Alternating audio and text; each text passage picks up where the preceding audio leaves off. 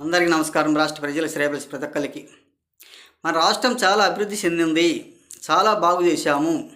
ఈ చెప్పే ప్రజలకు మాత్రం, ఓట్లేసే ప్రజలకు మాత్రం కళ్ళు కనిపించడం లేదేమో, మమ్మల్ని నాశనం చేశారు అంటారు. అభివృద్ధి అంటే ఏంటమ్మా భారతమ్మ గారు?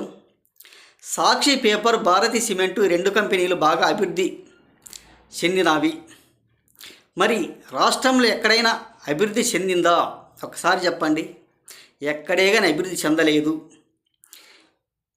పులివెందల్లో అభివృద్ధి అంటే వీళ్ళు బెంగళూరులో లండన్లో ఆస్తులు పంచుకోవడం, దాపెట్టుకోవడం అనుకుంటుంది.